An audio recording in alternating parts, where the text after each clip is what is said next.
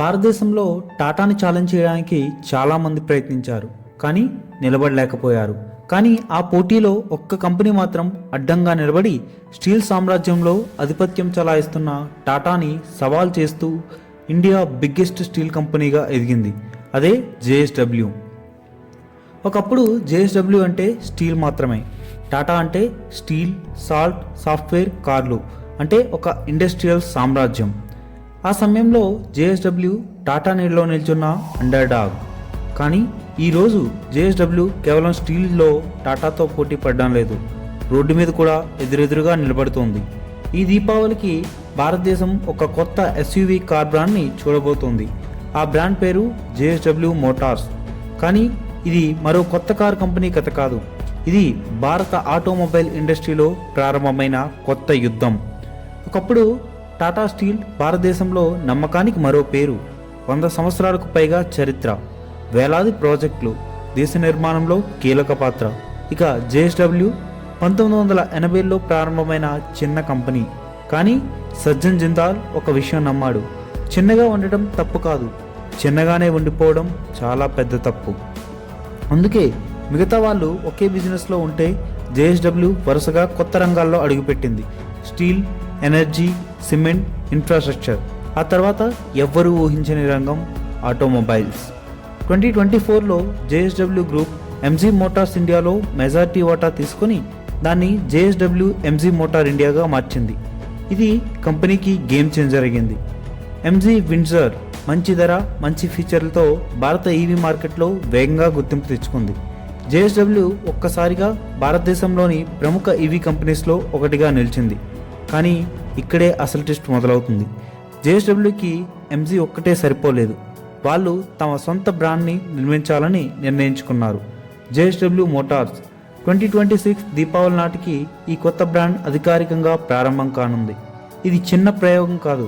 మహారాష్ట్రలోని ఛత్రపతి సంభాజీ నగర్లో సుమారు 14,000 కోట్ల రూపాయలతో కార్ మ్యానుఫ్యాక్చరింగ్ ప్లాంట్ సిద్ధమవుతోంది. ఆగస్టులో ఉత్పత్తి ప్రారంభం కానుంది. సెప్టెంబర్ నుంచి డెలివరీలు చేయనున్నారు. దీపావళికి అధికారిక బ్రాండ్ లాంచ్. ఒక్కసారి ఆలోచించండి, స్టీల్ ద్వారా సంపాదించిన డబ్బు ఇప్పుడు ఎస్యూవీని తయారు చేయడానికి ఉపయోగపడుతుంది. ఇది కేవలం కొత్త ఫ్యాక్టరీ కాదు, ఒక కొత్త ఆశయం. ఇప్పుడు అసలు ప్రశ్న: ఈ ఎస్యూవీ ఎలా ఉండబోతుంది?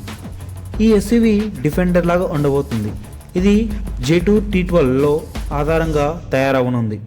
బాక్సీ డిజైన్, ఎత్తైన స్టాన్స్, పెద్ద wheel arches, high ground clearance, అంటే పూర్తిగా అడ్వెంచర్ ఎస్యూవీ లుక్. కానీ బయట మాత్రమే కాదు, లోపల కూడా టెక్నాలజీతో నింపేశారు. 15.6 అంగుళాల భారీ టచ్ స్క్రీన్, స్నాప్డ్రాగన్ 8155 చిప్, 10.2 అంగుళాల డిజిటల్ క్లస్టర్, 12 స్పీకర్లతో సోనీ సౌండ్ సిస్టమ్. మరో అత్యంత ఆసక్తికరమైన విషయం ఏంటంటే ఇది పూర్తి ఈవీ కాదు, ప్లగ్ ఇన్ హైబ్రిడ్. అంటే ఇందులో పెట్రోల్ అండ్ ఎలక్ట్రికల్ ఛార్జింగ్ రెండూ ఉంటాయి. ఫుల్ ట్యాంక్ ఫుల్ ఛార్జ్తో సుమారు 1200 కిలోమీటర్లు క్లైమేట్ రేంజ్. అందులో సుమారు 139 కిలోమీటర్లు పూర్తిగా ఎలక్ట్రిక్ మోడ్లో వెళ్తుంది. అయితే ప్రస్తుత అంచనాల ప్రకారం దీని కాస్ట్ 25 నుంచి 30 లక్షల మధ్య ఉండే అవకాశం ఉంది.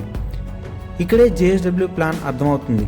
ఈరోజు ప్రతి కంపెనీ ఈవీ గురించే మాట్లాడుతుంది, కానీ జేఎస్డబ్ల్యూ మాత్రం ఒక ప్రశ్న అడుగుతుంది: భారతీయులు నిజంగా పూర్తిగా ఈవీలకు సిద్ధమయ్యారా? ఇప్పటికే చాలామంది కొనుగోలుదారులకు రేంజ్ యాంగ్జైటీ ఉంది. అందుకే మొదటి అడుగు హైబ్రిడ్. మొదట నమ్మకం గెలుచుకో, తర్వాత మార్కెట్ సిద్ధమైనప్పుడు పూర్తిగా ఈవీలోకి వెళ్ళు. ఇది వెనుకడుగు కాదు, ఇది ఒక స్ట్రాటజీ. జేఎస్డబ్ల్యూ ఇప్పటికే ఎంజీతో కలిసి దేశవ్యాప్తంగా వందలాది కమ్యూనిటీ ఛార్జర్లను ఏర్పాటు చేసింది. అంటే వాళ్ళు కేవలం కార్లు అమ్మడం కాదు, ఎకోసిస్టమ్ కూడా నిర్మిస్తున్నారు.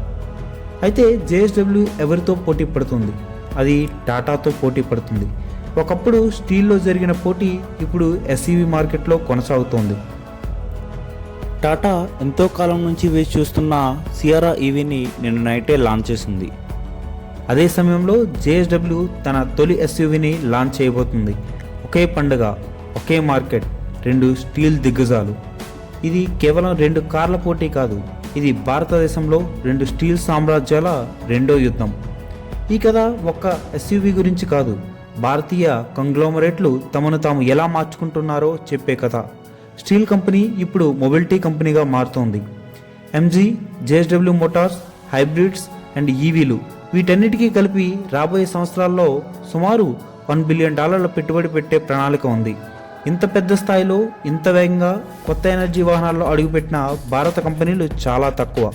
ఇప్పుడు ఈ ప్రయాణాన్ని నిర్ణయించేది ఆలోచన కాదు, ఎగ్జిక్యూషన్. ఒకప్పుడు స్టీల్తో భారతదేశాన్ని నిర్మించిన కంపెనీలు ఈరోజు భారతదేశ భవిష్యత్ మొబిలిటీని నిర్మించడానికి పోటీ పడుతున్నాయి.